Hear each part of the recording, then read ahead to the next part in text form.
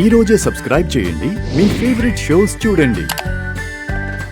మా కళ్ళతో చూసిన నిజాన్ని మీరు అబద్ధం అంటే ఎలా అవుతుంది? మీకంత నమ్మకం ఉన్నప్పుడు ఫోన్ ఇవ్వడానికి నీకు అభ్యంతరం ఏంటి? అందరిలో నన్ను బ్లేమ్ చేయడానికి నువ్విలా టార్గెట్ చేస్తున్నా, అందుకే నేను ఇవ్వను. నువ్వు ఇవ్వకపోతే జరిగిన దాంట్లో నీ ప్రమేయం ఉందని ఒప్పుకున్నట్టే. అదెలా అవుతుంది? ఇవ్వమ్మా.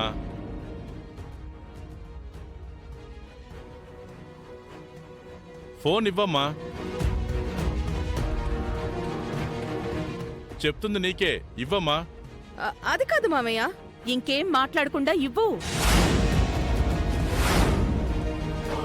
నీకు సంబంధం లేనప్పుడు నువ్వెందుకు భయపడ్డావు? నువ్వెందుకు కంగారు పడ్డావు?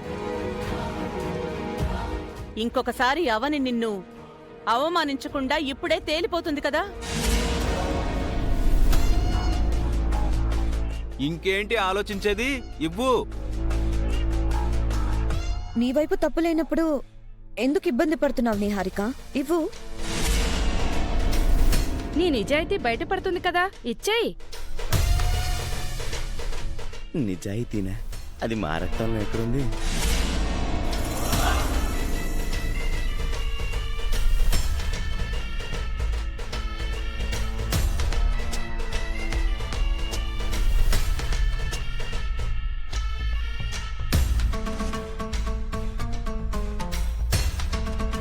డైల్ కాల్స్ నుంచి వాడి నెంబర్ డిలీట్ చేశాను. అంతవరకు బాగానే ఉంది, కానీ వాడి నెంబర్ అయితే అందులో ఉంది. వాడు ఖచ్చితంగా లిఫ్ట్ చేస్తాడు. పెద్దవిడ బయటికి గెట్టేస్తుంది.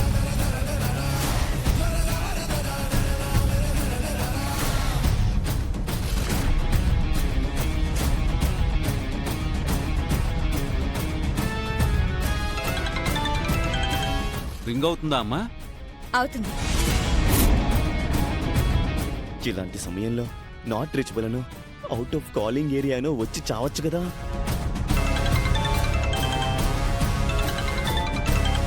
స్పీకర్ ఆన్ చేయమ్మా.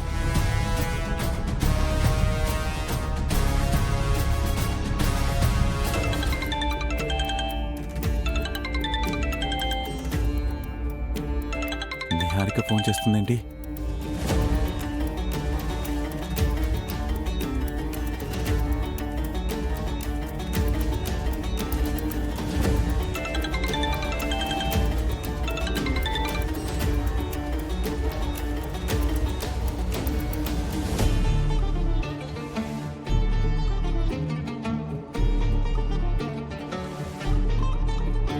లిఫ్ట్ చేశాడు కదా, మాట్లాడమ్మా.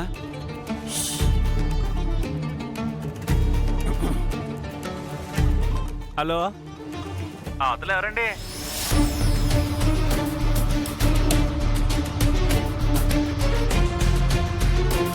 అయ్యి బాబాయ్, ఫోన్ చేసేసి మాట్లాడరేంటండి?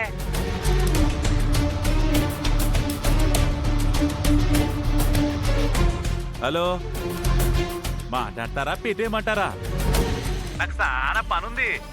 వికాస్, వికాసా? ఆడేవాడండి?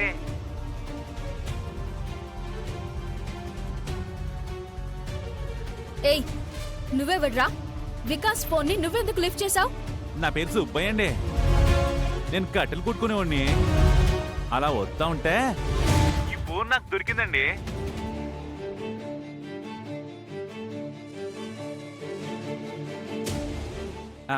ఆ ఇకాస్ ఎవరో తెలదండి. కావాలంటే చెప్పండి, ఈ ఫోన్ తీసుకొచ్చేసి మీకు అప్పగించేస్తాను. సరేనా అండి? ఉంటానండి. మళ్ళీ ఫోన్ చేయండి. నేను చాలా బిజీ అండి బాబు. హలో, ఏ హలో.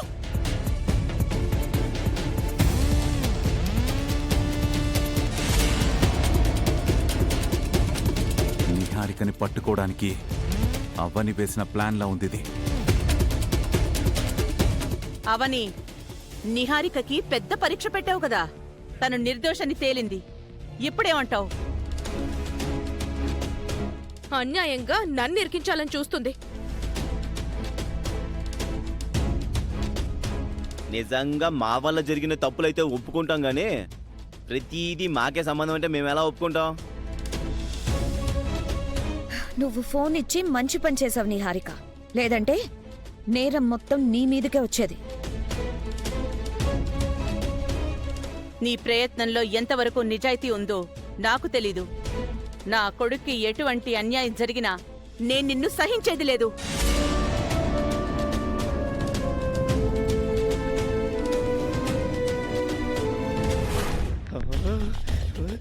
ఓరి నాయను, ఓరి దేవుడు, సింహం బోన్ నుంచి బయటపడితే ఎలా ఉంటుందో అలా ఉంది ఇప్పుడు. ఆల్మోస్ట్ మరణ పంచుల దాకా వెళ్ళొచ్చినట్టు అనిపించింది. వాడు ఫోన్ లిఫ్ట్ చేయగానే ఇక దొరికిపోయాం అనుకున్నాను. ఇటువంటి విపత్కరమైన పరిస్థితుల్లో కూడా ఆ వికాస్ గాడి బ్రెయిన్ అంత షార్ప్గా ఎలా పనిచేసింది బంగారం? అలా ఎలా గొంతు మార్చి మాట్లాడాడు? వాడికంత సీన్ లేదు. ఎందుకైనా మంచిదని ముందు జాగ్రత్తగా నేనే వాడికి ఇంతకు ముందు చెప్పాను. నేను అనవసరమైనప్పుడు వేరే నెంబర్ నుంచి కాల్ చేస్తాను, ఈ నెంబర్ నుంచి చెయ్యను, ఒకవేళ చేసినా ఏ టైమ్స్ లో చేస్తానో కూడా చెప్పాను. అందుకే వాడు అలర్ట్ అయ్యాడు. ఇక్కడేదో తేడాగా ఉన్నట్టుందని ఊహించి గొంతు మార్చి మాట్లాడాడు. మనోడు మంచి మిమిక్రీ ఆర్టిస్ట్. ఏ మాత్రం అనుమానం రాకుండా యాసతో నమ్మిచ్చేశాడు. అయినా బంగారం, నువ్వు ఇలాంటి స్కెచ్లు కూడా వేస్తావని నేను అసలు ఊహించలేదు తెలుసా. అయినా నీ ముందు చూపుకి హ్యాట్స్ ఆఫ్. ఇప్పుడైతే గండ నుంచి బయటపడ్డాం గాని ఫ్యూచర్లో వాడు దొరికాడంటే మాత్రం మన పేరు ఖచ్చితంగా బయటపెడతాడు. అప్పుడేం చేస్తాం? అలాంటి పరిస్థితిని రానివ్వను. ఏం చేస్తావు? దానికో పరిష్కారం ఉంది, ఏంటిది? చెప్తానుండు.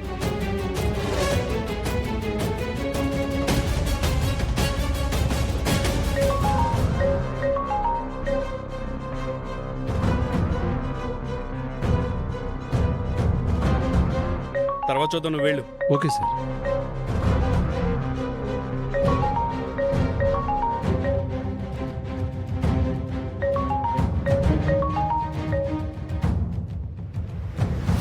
చెప్పండి. ఏం చేస్తున్నారు? ఏమీ లేదు, ఏవో పాత ఫైల్స్ ఉంటే చూసుకుంటున్నాను. పర్వాలేదు, చెప్పండి.